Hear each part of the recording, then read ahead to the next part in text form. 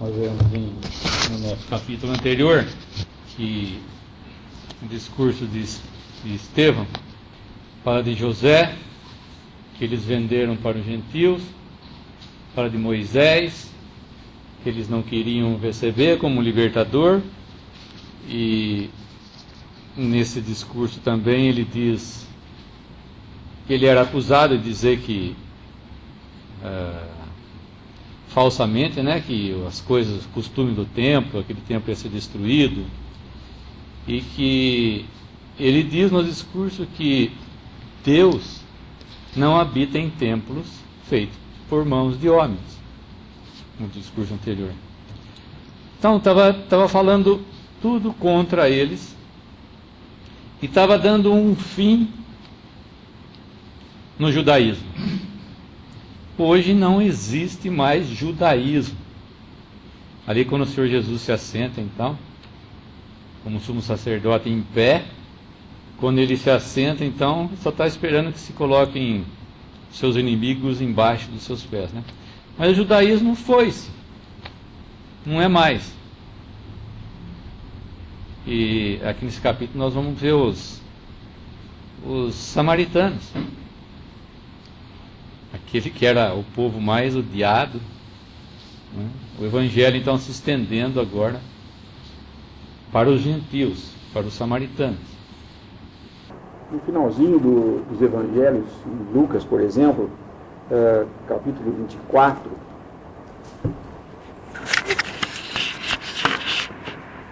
versículo 46, e disse-lhes: assim está escrito, e assim convinha que o Cristo padecesse e ao terceiro dia ressuscitasse dos mortos, e em seu nome se pregasse o arrependimento e remissão dos pecados em todas as nações, começando por Jerusalém.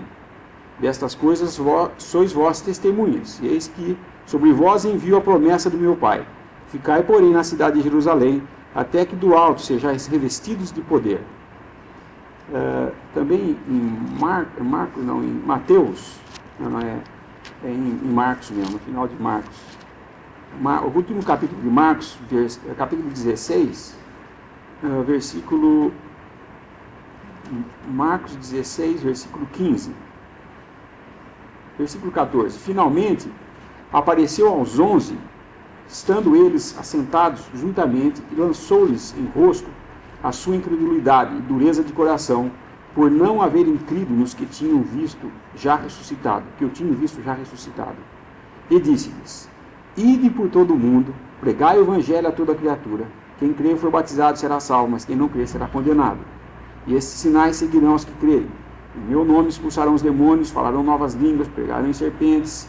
Se beberem alguma coisa mortífera, não lhes fará dano algum, e porão as mãos sobre os enfermos e os curarão. E, ora, o Senhor, depois de lhes ter falado, foi recebido no céu e assentou-se à direita de Deus. E eles, tendo partido, pregaram por todas as partes, cooperando com eles o Senhor e confirmando a palavra com sinais que se seguiram. Os evangelhos mostram claramente que o Senhor Jesus havia instruído os seus discípulos a respeito de tudo. Apesar de eles não entenderem bem o que estava acontecendo e não entenderem o que o Senhor estava falando, eles foram instruídos a respeito de que ele ia morrer, de que ele ia ressuscitar, de que ele ia subir aos céus para ficar com o Pai, e de que eles iam receber o Espírito Santo, e que finalmente, permanecendo em Jerusalém recebendo o Espírito Santo, eles iriam sair e ser testemunhas de tudo isso para o mundo todo, para todas as nações, pregando esse evangelho, as boas novas de que Cristo tinha feito essa obra para salvar pecadores. E o que nós vemos aqui, que nós lemos esse início agora de Atos, é que eles permaneciam em Jerusalém. Pelo menos isso eu tenho esse pensamento. Se eu estiver errado, os irmãos me corrijam, mas foi necessário que o Senhor permitisse perseguição a eles para que eles espalhassem.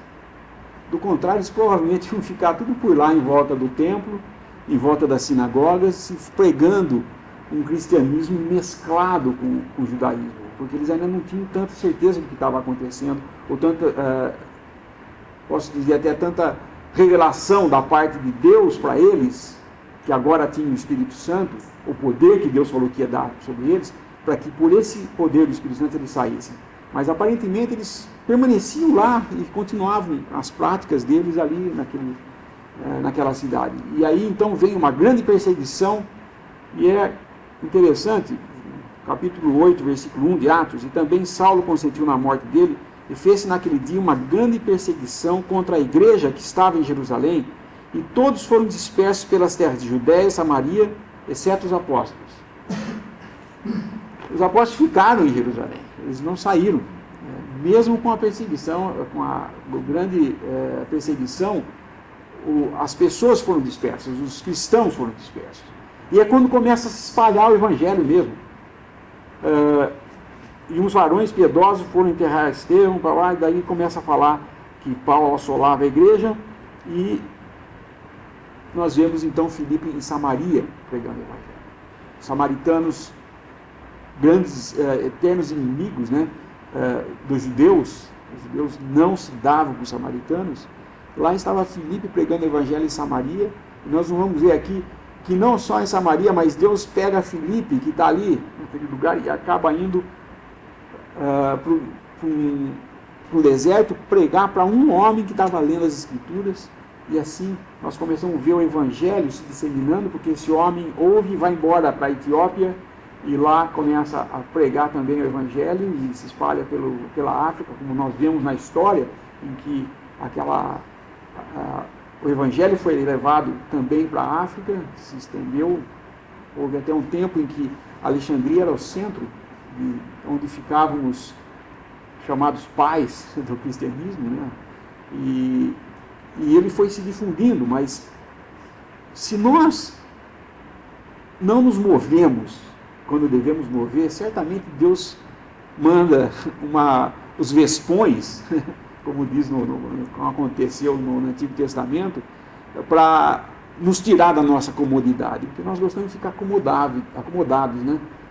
Tá bom assim, o senhor não precisa mais nada, tá bom assim do jeito que está, só ficando aqui tá bom. Mas o senhor às vezes manda perseguições e há problemas para que a gente se mexa um pouco e saia desse marasmo que a gente gosta de ficar naquele lugar confortável, né?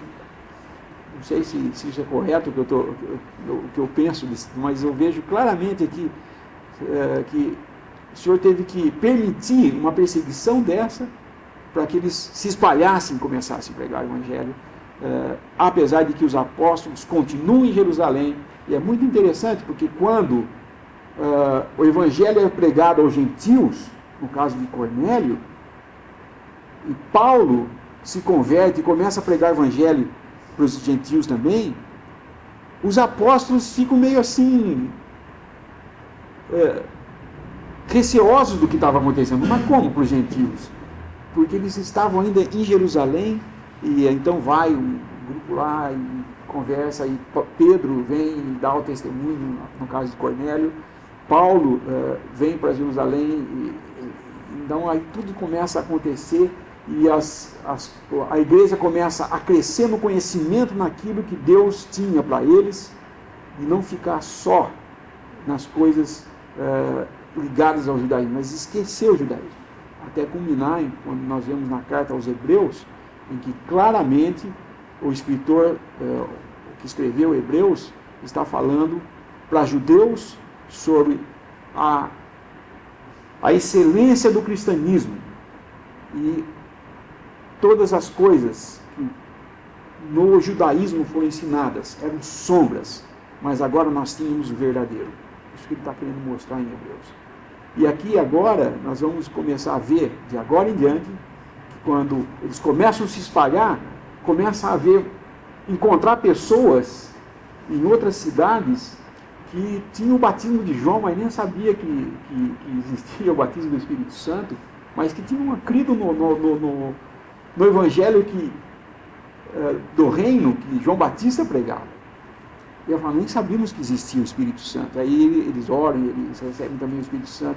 Então nós vamos ver, começa a desenvolver e a crescer entre eles o desejo de sair e ir pregar o evangelho, e buscar almas, e trazer a conhecimento dessas boas novas de Deus E Paulo começa também essa obra, e mais ainda, vai mais além. Ele começa a ter as revelações dos mistérios que estavam ocultos em Deus, a respeito do corpo de Cristo, a respeito das assembleias em diversas localidades, e tudo o que é a verdade da palavra de Deus que nós vemos hoje, em que esse cristianismo, que acabou virando uma grande casa, mas que tem a verdade, porque tem a palavra de Deus. E basta ler a palavra de Deus e seguir a palavra de Deus. Coisas difíceis hoje em dia, onde tantos e tantos têm negado ou rejeitado a verdade de um só corpo e do arraial, separação longe, fora do arraial religioso que eu estou mencionando. Eu, quando era adolescente, eu me lembro que toda semana passava um homem com uma carroça lá na minha casa. Ele vendia ovos. E era interessante porque era um homem bem gordo. Ele parava a carroça no portão. Aí minha mãe saía com uma vasilha e ele só vendia ovos. Ele tinha atrás da carroça, assim, vários caixotes cheios de palha de arroz. E quem olhasse para aqueles caixotes só via palha de arroz, mas ele punha a mão para trás assim, enfiava a mão na palha e tirava um ovo.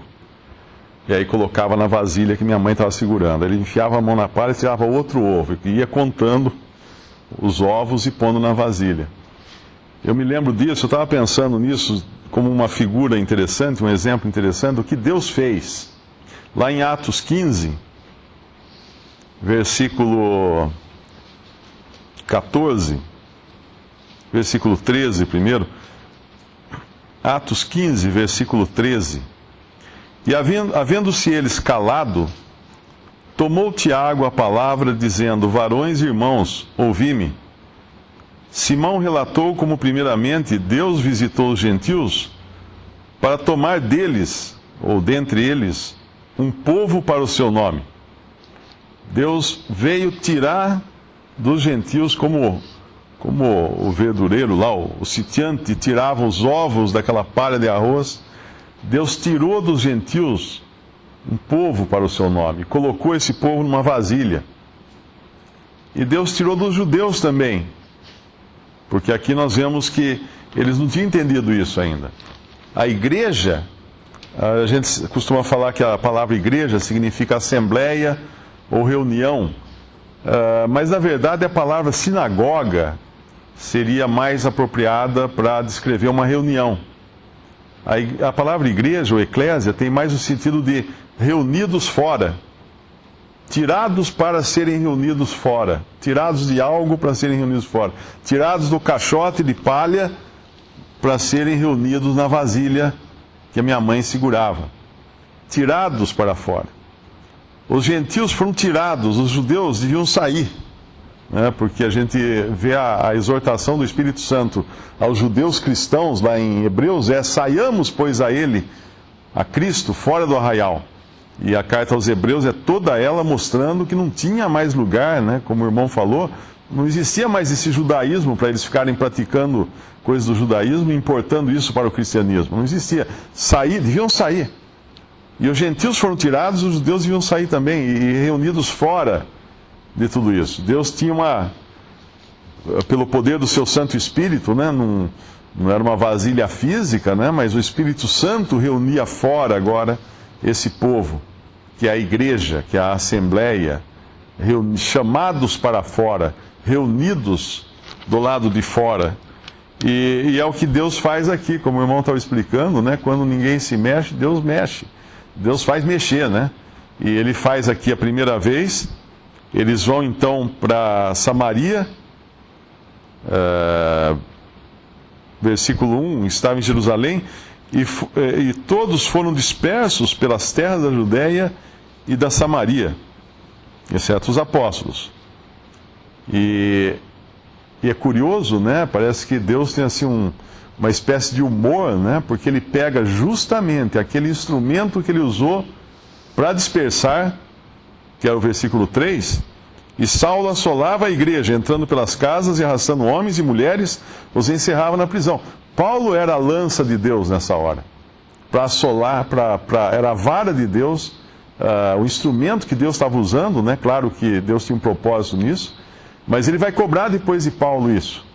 E Paulo vai falar uma coisa que nenhum homem, eu creio, pode se comparar a ele. Ele fala assim: eu sou o maior dos pecadores, eu sou o principal, porque perseguia a igreja de Deus. E quando ele é chamado por Cristo, no capítulo 9, nós vemos que no próprio chamamento de Paulo, ele já recebe a verdade da igreja, que nenhum outro apóstolo tinha recebido até aqui. Pelo menos uma parcela dele, ele já recebe no chamamento. No capítulo 9, versículo 4, o Senhor aparece para ele e diz: e caindo em terra ouviu uma voz, Saulo ouviu uma voz que lhe dizia: Saulo, Saulo, por que me persegues? E ele disse: quem é, Senhor? E disse o Senhor: eu sou Jesus, a quem tu persegues. Ora, Paulo nunca perseguiu Jesus. Sim, perseguiu Jesus, porque ele perseguiu a igreja. Nesse momento, o Senhor revelava para Paulo, ele provavelmente não entendeu nada nessa hora, mas que a igreja, aqueles cristãos que Paulo perseguia, ele estava perseguindo o próprio Senhor Jesus, porque é o corpo de Cristo, é a assembleia que é o corpo de Cristo na terra. Cristo, o cabeça, estava sendo perseguido na terra por um homem chamado Saulo. E isso já era um princípio da verdade que depois o Espírito Santo iria revelar a Paulo. Ele ia ficar 7 anos na Arábia, ele não ia se encontrar com os outros apóstolos, ele só iria se encontrar muito mais tarde. Ele iria ter uma experiência que ele não sabia dizer, que se foi no corpo ou no espírito, que ele subiu ou foi arrebatado ao terceiro céu. Paulo ia ter um tratamento especial aqui para receber as verdades mais preciosas, se a gente pode chamar de verdades mais preciosas, né? Porque toda a verdade é preciosa, mas aquelas que estavam ocultas ou em segredo desde a eternidade, que a igreja é o corpo de Cristo. A igreja é o corpo de Cristo, que foi tirada dentre os povos, dentre as gentes, e também tirada daquele judaísmo que Deus tinha dado um fim nele. E o fim cabal, como que para Deus deixar muito claro que não ia ter mesmo solução. Porque aqui em Atos, nós vimos no começo de Atos, eles ainda indo ao templo, se reunindo no templo. Havia muito judaísmo ainda nas práticas da igreja no princípio. Mas Deus vai depois destruir o templo, permitir que o templo seja destruído, para que não existisse mais o lugar físico de adoração na terra, o lugar de pedras de adoração na terra. Ninguém pode chamar de templo hoje uma edificação, a não ser que seja um pagão, mas não existe um templo na terra mais. Cristãos falam assim: nós vamos construir um novo templo. Que templo que vai construir? Deus pôs um fim ao judaísmo. E o Senhor Jesus, lá em João 4, ele fala para a mulher samaritana: chegou a hora e agora Evangelho de João, capítulo 4, quando a mulher fala do lugar de adorar dos samaritanos e dos judeus, versículo 20: nossos pais adoraram nesse monte, e vós dizeis que é em Jerusalém o lugar onde se deve adorar. Disse-lhe Jesus: mulher, crê-me que a hora vem em que nem neste monte, nem em Jerusalém adorareis o Pai. Vós adorais o que não sabeis, nós adoramos o que sabemos, porque a salvação vem dos judeus. Mas a hora vem, e agora é, em que os verdadeiros adoradores adorarão o Pai em espírito e em verdade, porque o Pai procura a tais que assim o adorem. Deus é espírito, e importa que os que o adorem em espírito e em verdade. Muitas pessoas perguntam: por que Deus me criou? Deus criou você para ser um adorador. Esse é o objetivo de Deus. Essa era a coisa que Deus queria ter: adoradores que o adorassem em espírito e em verdade. Essa foi o objetivo de Deus. É claro que esses adoradores vão viver com Cristo na glória pela eternidade e vão adorar espontaneamente a Deus e ao Cordeiro.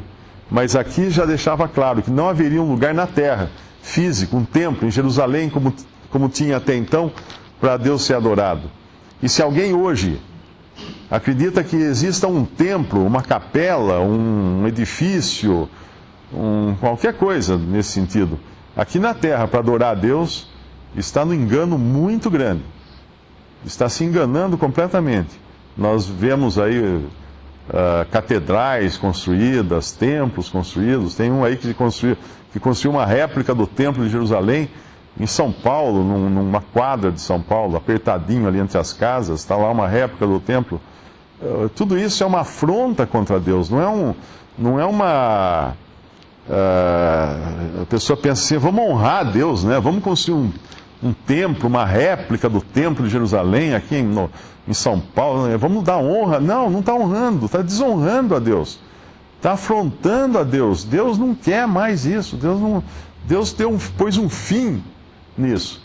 E é o contrário, o homem vai na contramão sempre das coisas de Deus. E assim essa dispersão ela vai continuar no capítulo 11, mais adiante. Nós vamos ver que ela não vai parar só pela Judéia e Samaria. A princípio, eles são dispersos pela Judéia e Samaria. Eles fogem de Jerusalém, mas ficam ali por perto, né? Talvez, olha, acho que dá para voltar ainda, né? Mas não acontece. No capítulo 11, versículo 19, mostra que a coisa ia ser muito mais extensa e para glória de Deus. E os que foram dispersos pela perseguição que sucedeu por causa de Estevão, que foi o que nós acabamos de ver lá no capítulo 7 de Atos, caminharam até a Fenícia, Chipre e Antioquia. Eles foram longe.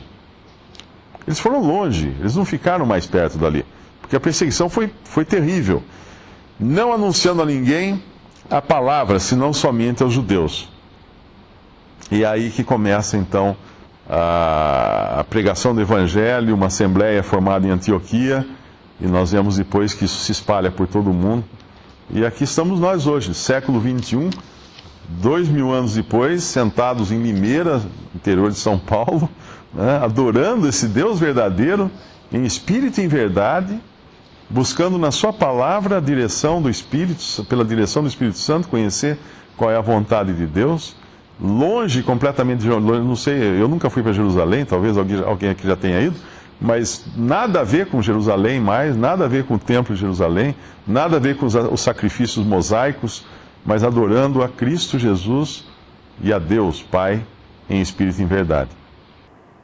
Aí mesmo em Atos 11, interessante, fala, os dispersos não pregavam o Evangelho, não pregavam nada senão aos judeus, né? E aí alguns entraram e até falaram aos gregos. Havia alguns varões chíprios e sirenenses, e eles pregaram para os gregos, para os gentios, né? E essa coisa chegou até aos ouvidos de Jerusalém. Eles mandaram um homem lá para ver o que estava acontecendo. No caso, mandaram Barnabé, se eu não me engano aqui, né? Versículo 22. Enviaram Barnabé a Antioquia. Tem algo interessante, no finalzinho do versículo 26. E em Antioquia foram os discípulos pela primeira vez chamados cristãos. Não foi em Jerusalém onde foi a primeira vez chamado cristão. Eles estavam tão misturados com o judaísmo, os judeus, que eles só pregavam o evangelho para outros judeus. E permaneciam em Jerusalém. Essa dispersão era necessária para que eles saíssem daquele lugar. E fossem, então, começar a pregar o evangelho. E quando eles começam a pregar o evangelho, o que acontece quando eles pregam aos gregos? Aqui vê claramente, versículo... No capítulo 11 mesmo, voltando no capítulo 11. E grande número, versículo 21, a mão do Senhor era com eles, e grande número creu e se converteu ao Senhor. Era a mão do Senhor cuidando de tudo isso. E a quantidade de pessoas que se converteu nessa dispersão foi muito maior do que ficando lá em Jerusalém, como sendo o centro ainda, né? Jerusalém é o centro. E nós vemos mais tarde, a história conta, que Deus teve que permitir a destruição de tudo. Destruiu o templo, ficou pedra sobre pedra, 70 anos depois, né, da morte de Cristo, mais ou menos nos anos 70. Tito entrou e destruiu tudo, e aí nem a apóstolo, nem ninguém mais ficou em Jerusalém. Eles foram todos dispersos. Mas era Deus mostrando que o propósito dele, da igreja, ser uma coisa não mais ligada a Israel, mas ser Cristo, o centro, e todos aqueles, quer judeus ou gregos, que se convertessem, era uma terceira classe de pessoas. Cristãos, não mais judeus, não mais gentios, ou ateus, ou idólatras, mas cristãos. E isso ele usa Paulo para fazer, porque nós vemos que Barnabé volta em Jerusalém e ele vai atrás de Saulo, nesse capítulo 11, nós vemos depois, que nós vamos chegar nesse capítulo. Mas tudo isso para mostrar a mão de Deus cuidando de tudo. O poder de Deus para fazer com que o homem saísse e pregasse esse evangelho, e disseminasse a fé cristã, ou seja, a salvação por fé em Cristo Jesus, na sua obra, não mais a fé em um templo, numa cidade escolhida, mas a fé num homem, agora nos céus, assentado à direita de Deus. O nosso centro não é um local físico aqui na terra, mas é uma pessoa física nos céus, ressuscitado lá e assentado à direita de Deus. E com as marcas no seu corpo desse sacrifício. Suas mãos, seus pés, e o seu lado ferido. Hoje, ainda, lá nos céus, está esse homem. Esse é o centro do qual nós devemos estar reunidos. Qualquer outro centro, qualquer outro templo, qualquer outro nome, não é o propósito de Deus. Nós podemos ver claramente aqui. O propósito de Deus era que escolher adoradores que o adorem em espírito e verdade. Nem aqui, ele diz para a conversão interna, como o Mário estava falando, nem aqui, nem em Jerusalém. Mas Deus vai buscar adoradores que o adorem em espírito e verdade. Porque o Pai busca adoradores que o adorem em espírito e verdade. Cristo veio buscar e salvar o que se havia perdido. O Pai busca adoradores que o adorem em espírito e verdade. Mas, no versículo 4, os que andavam dispersos iam por toda parte anunciando a palavra. E descendo Filipe à cidade de Samaria, lhes pregava a Cristo.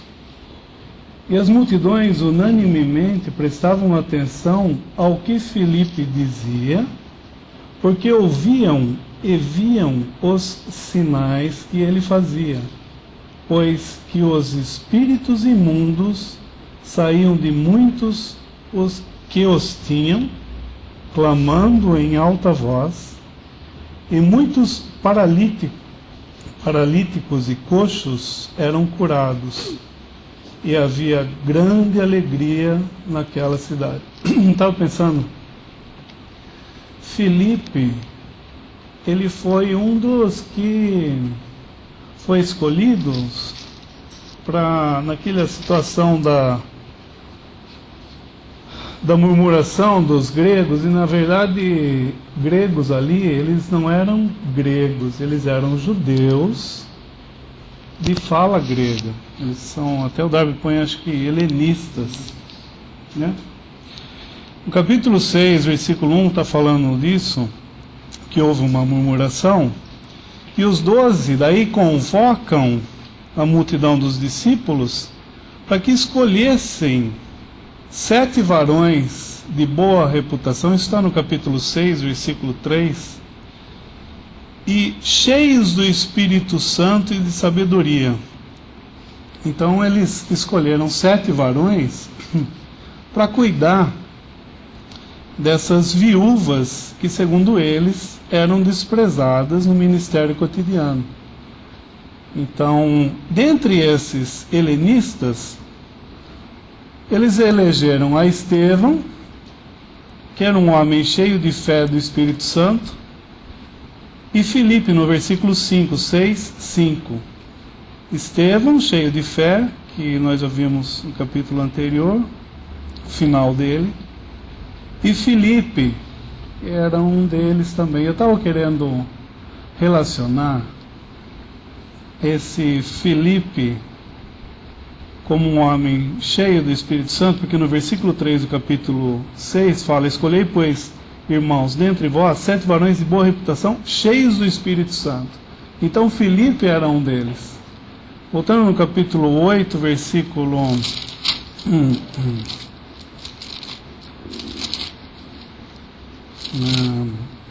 5, estava falando assim: e descendo Filipe à cidade de Samaria, lhes pregava a Cristo.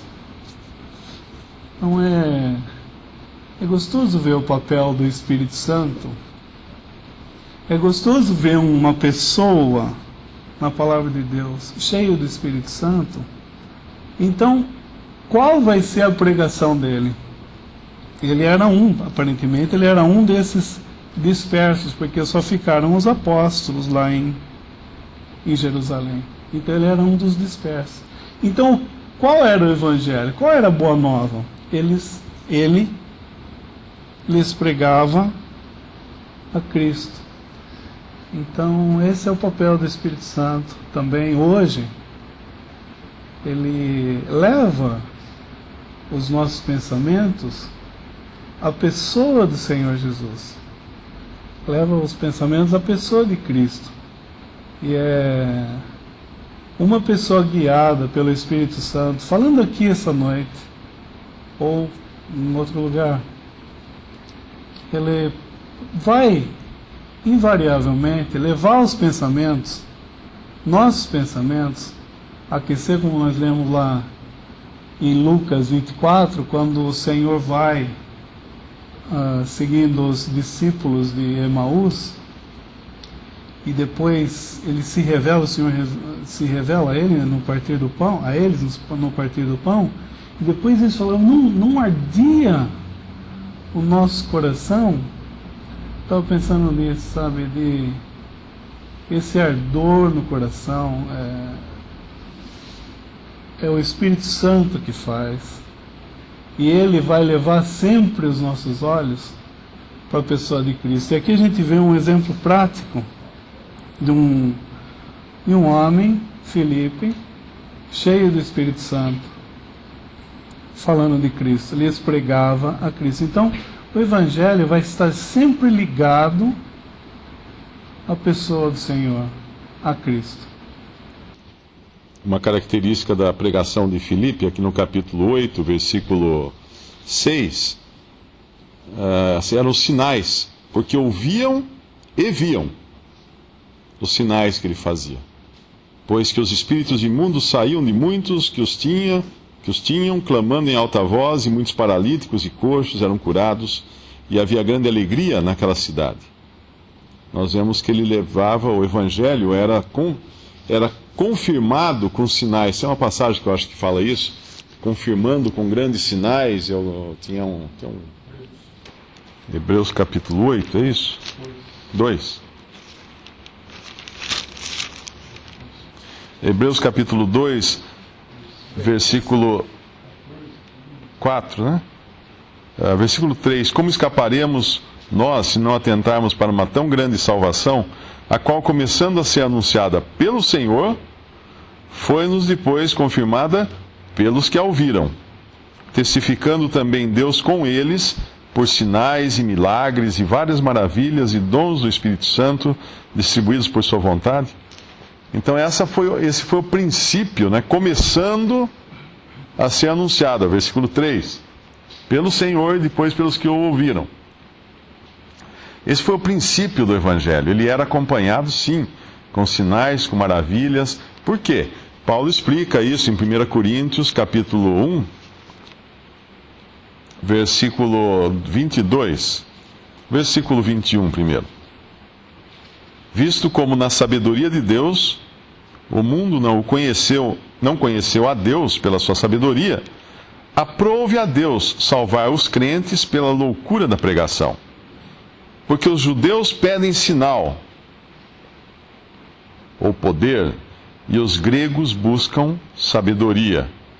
Mas nós pregamos a Cristo crucificado, que é escândalo para os judeus e loucura para os gregos. É muito interessante essa passagem, porque os judeus pediam sinais, e Deus realmente deu sinais para eles, porque desde o princípio era um povo acostumado a ver grandes sinais. Eles saíram do Egito com um mar aberto.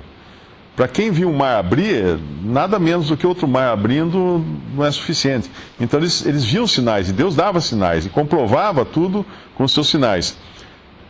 Porém, por outro lado, os gregos buscavam sabedoria. Mas que sabedoria? Sabedoria do homem, não de Deus. Sabedoria grega, que até hoje nós estudamos nas faculdades os filósofos gregos.